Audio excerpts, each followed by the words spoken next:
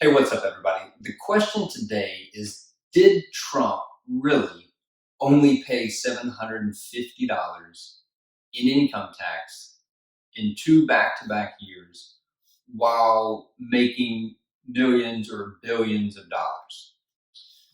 Well, the New York Times has gotten access to Trump's tax returns, and this seems to be kind of the zeroing in point on the headline. Trump only paid $750 in income tax.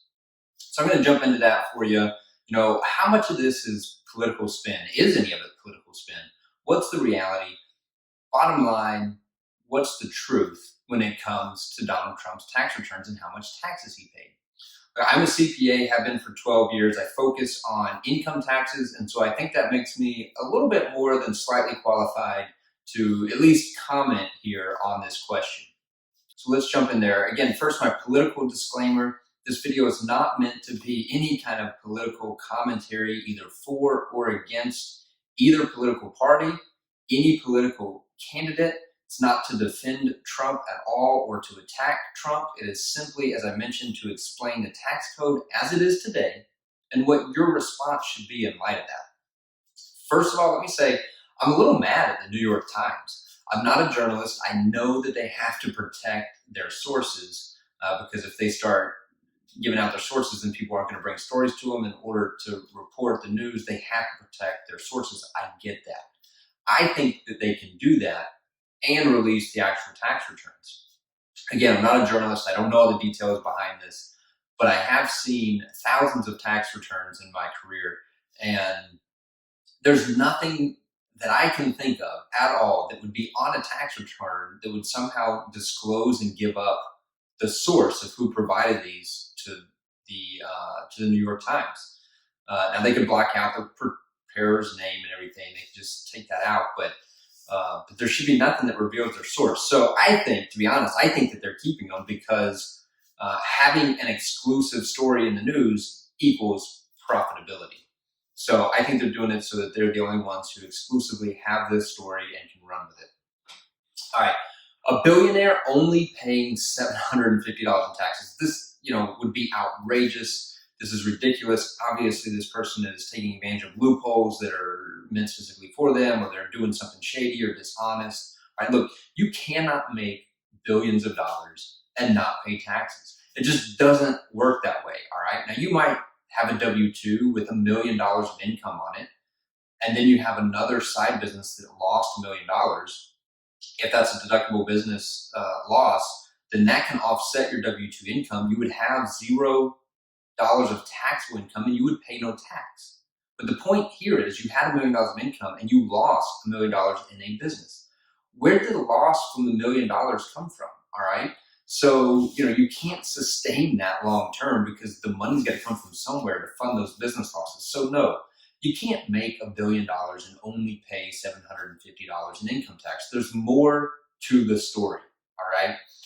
Number two, you're only taxed on what you make. You're not taxed on what you have. So you can be a billionaire with $1 billion sitting in your checking account and pay zero tax because we have an income tax. We don't have a wealth or a net worth tax in America. You are being taxed on your income.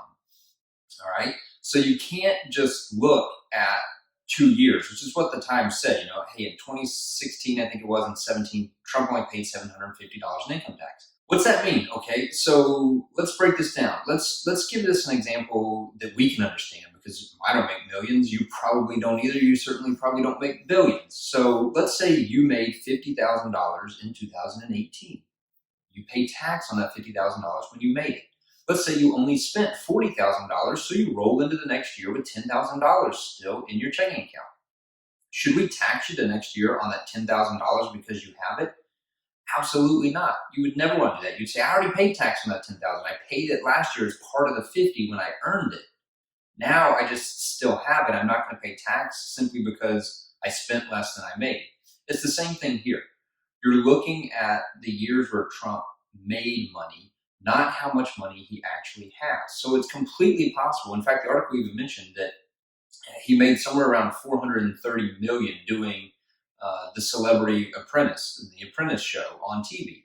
So it's possible that he made that money and is now funding losses in businesses with that money. So just because he made 430 million and paid taxes on it in 2013, 2014, who knows what, and now he's not making money, he's losing money, we shouldn't tax him on that money because we already did. He paid some $20 million probably in income tax that year. Okay. And so that's how it works. You can't just look at, this 1 year and say, oh, he has $1 billion and doesn't pay any income tax. You got to look at the full picture the same way we would with you. If you made money this year and lost your job next year, we're not going to tax you on the amount of money you have saved in the bank. All right, let's stop hitting that point over and over again. Loophole. This term comes up. I don't care who's running for president. I don't care what year it is. It comes up every 4 years. These tax loopholes that we have to close. I hate the term. It's a bad term. There's no secrets. There's no loopholes. What we merely have is tax law. This is fact, okay? It's tax law. It was passed by Congress, all right? It's public. You can go online and read the tax code. There's no secrets here, okay? They are deductions. They are tax credits. They're in the law. They're available to you. They're available to me, all right? They're not a loophole.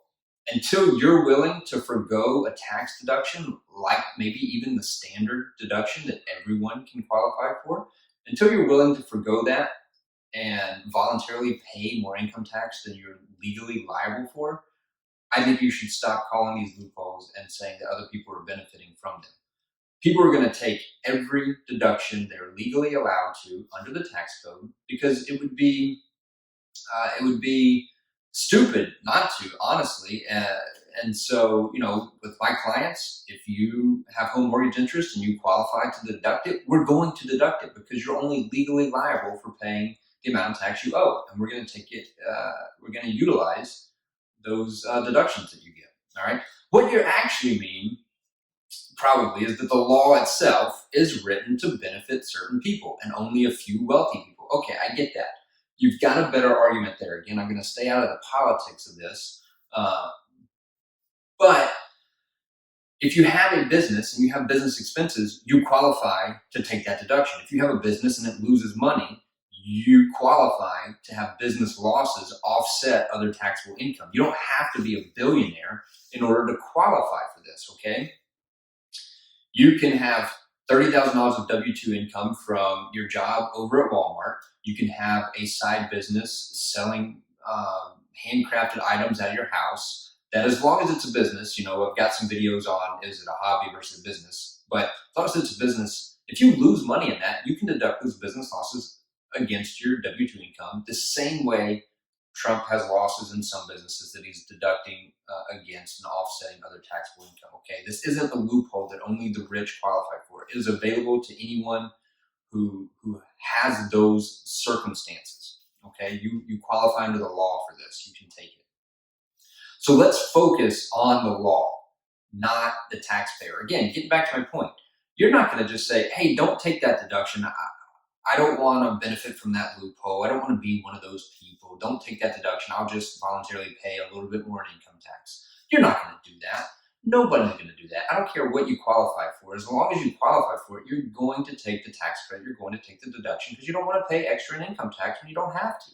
So let's not focus on the taxpayer. Let's not blame taxpayers. Now, again, there could be an element here where people don't trust Trump and they think that there are falsified information, that the returns aren't accurate. Completely separate issue. The IRS is apparently auditing some of his tax returns. They'll get to the bottom of that. And trust me, they do a really good job of it. And there will be penalties and interest if that's the case. But we're talking simply about things you actually do qualify for. So let's not call them loopholes, and let's not attack the taxpayer who's doing the same thing we would do, utilizing what's available under the law. So if you have a problem with it, we need to change the law. Go vote, all right? Vote. We vote the congressman in. We get a voice in this.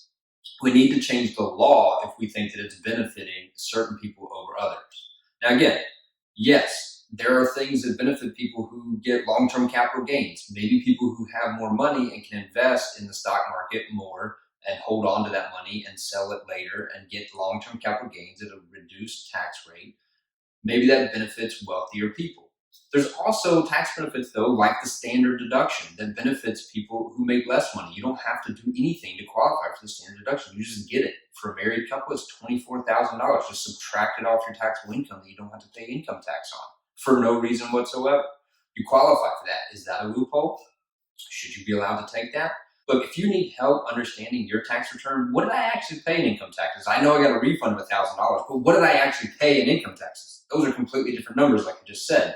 If you need help understanding that, you want help comparing it to, hey, what's someone who makes $500,000 going to pay in this situation? I can explain those things to you. I do tax returns all the time. My name is Brad. I'm the owner of Wooten CPA, and I want to help bring peace to your tax and financial responsibilities. These videos are one way I do that. I hope this helped out a little bit. If you have questions, reach out to me, set up an appointment with me. We'd love to explain more to you. But thanks for watching the videos.